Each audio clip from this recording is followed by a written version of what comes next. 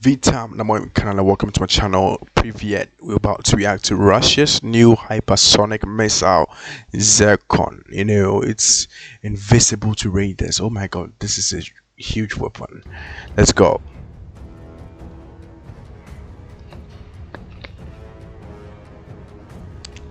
Oh my goodness.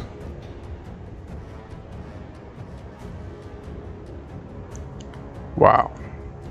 The Russian Zircon strikes in 7 minutes and remained invisible to radar under certain conditions. So they have a weapon that's invisible to radar. Radar cannot see where it's coming from. Oh my god, this is so scary. Peter Look at Susia that. writes about the capabilities of the Russian hypersonic rocket Zircon. According to the author, the Russian hypersonic missile can hit a target at a distance of 1,000 kilometers for no more than 7 minutes. Peter makes this conclusion based on a speech by Russian President Vladimir Putin in 2019. Putin then told reporters that the missile was developing a speed of Mach 9. The other conclusion the author made was that this missile would not be visible to radar. The reason is in the plasma cloud after launch, which completely covers the rocket. According to the author, this cloud can absorb all radio frequencies, making the missile invisible. That way, no one but the Russians will know the ultimate goal of the Zircon hypersonic rocket. However, the author also pays serious attention to the nuclear warhead topic that the hypersonic Zircon missile would carry. Disputes over the size of the warhead continue to this day by various military experts. Some experts say that due to the range of 1,000 kilometers, the warhead would not weigh more than 300 kilograms with reduced other characteristics, such as trajectory and the highest flight point of the rocket. Analysts from the Jamestown Foundation claim that to increase the warhead's size, to reduce the flight altitude of the missile, the maximum range of destruction would be about 700 kilometers. However, Peter Susia argues that the warhead's size in this particular case is not so important. He defended his claim kinetic impact of the rocket, i.e., at hypersonic speeds, the missile can inflict severe damage without even needing a warhead. This is crazy. The Zircon hypersonic rocket is the latest Russian development in this field.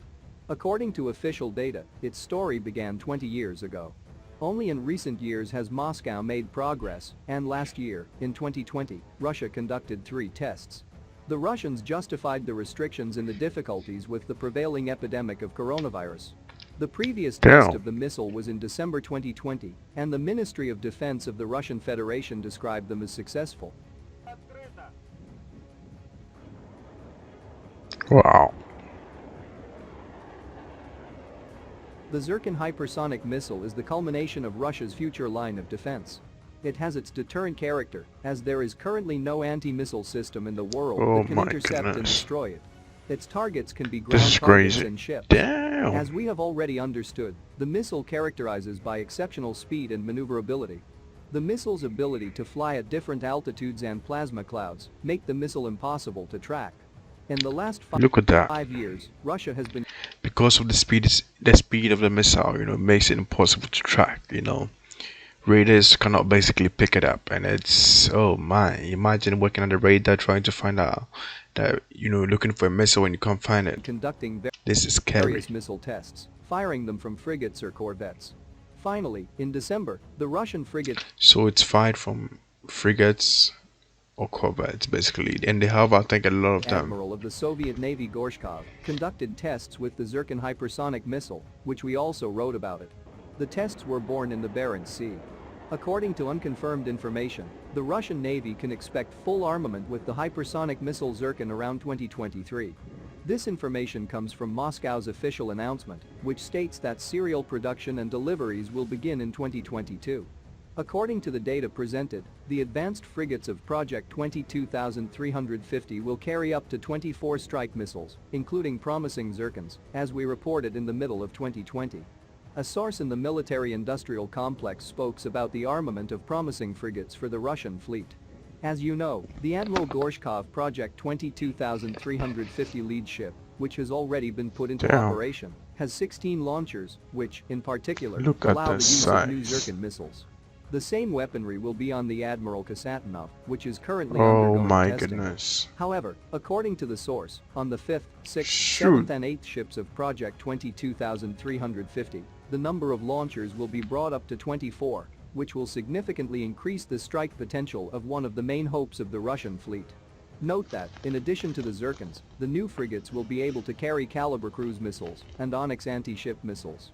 According to another source, strengthening the armament of the ship should not lead to a significant increase in displacement, which, recall, the frigate Admiral Gorshkov is full 5,400 tons.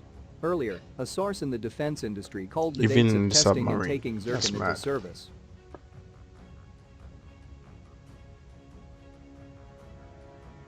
Damn. This is crazy, really. Like, having a On the weapon other that. hand, a Russian missile submarine operating in the Pacific Ocean fired a salvo of 4 Bulava nuclear-tipped ballistic missiles. The missiles streaked along almost the entire length of Russia, from a location north of Japan all the way to a site near Finland. Yo, they have a weapon that can travel that far. That's It was mad. the first multi-missile test of the Bulava system since Yo. 2018. The submarine Vladimir Monomakh, seen above, carried out the test on December 12. The sub, part of the Russian Navy's Pacific Fleet, launched 4 Bulava-class missiles from the nearby Sea of Okhotsk. The missiles traveled approximately 3,100 miles from the Sea of Okhotsk to the Chizhad test range on the GHANAIAN Peninsula near the Barents Sea. The test was the first multi-missile launch from a Russian ballistic missile submarine in 2 years. In 2018, the Northern Fleet submarine Yuri Dolgoruki launched 4 Bulavas in the opposite direction, from the White Sea to the Kura test range in Kamchatka in the Russian Far East. Vladimir Monomakh is the third Borei-class ballistic missile submarine to join This is like a modern the submarine, Russian you know. Navy.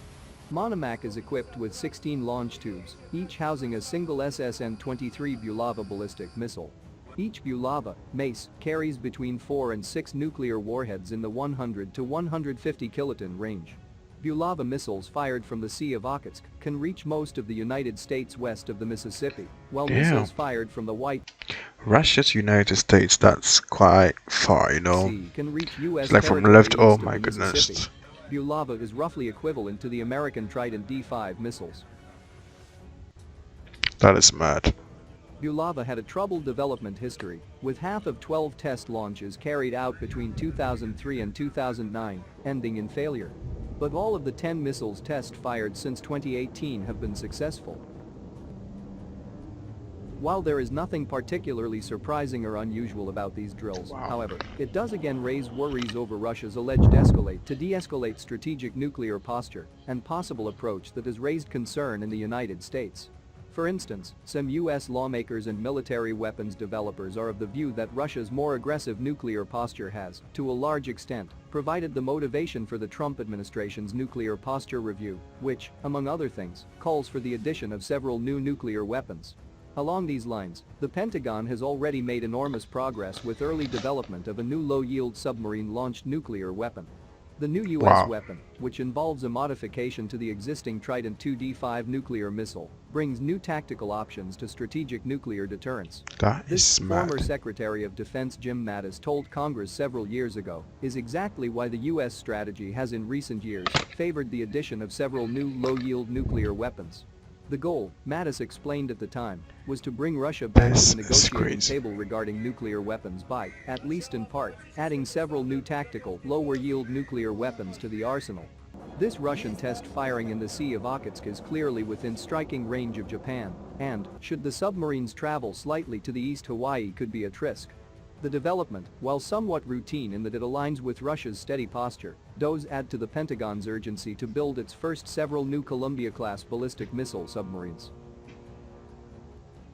It is also why the Navy has for many years now been extending the viability of its fleet of Ohio-class submarines, which are already operating years beyond their expected service life.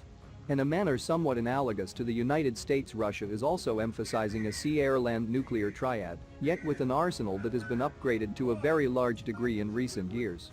Russian nuclear weapons maintenance and modernization, coupled with its more aggressive strategic approach to deterrence, has raised some alarm bells in the West that Russia maybe thinks there could, in theory, be a place for some kind of tactical or limited nuclear weapons attacks. The missile firings were part of a broader Russian combat preparation drill involving the Wow. entire triad, including submarine and land-based launchers, as well as weapons firings from two 160 and two 95 MS bombers. Man, these are crazy weapons, you know. Some of them are launched in frigates, some of them are launched in corvettes, and these are crazy. And the most crazy one is the one that is actually launched through a submarine, underwater, and being powered with nuclear. This is mad. Yo, and even a rocket that is invisible to radar. Oh my god, this is dangerous. Yo, you get don't dare to pick a fight with Russia. Just be friends with them, it's like that. Anyways, guys, if you enjoyed this video, like, subscribe. Don't forget to like and subscribe. We do what we do. We say what we say. Come on, boy. Booyah.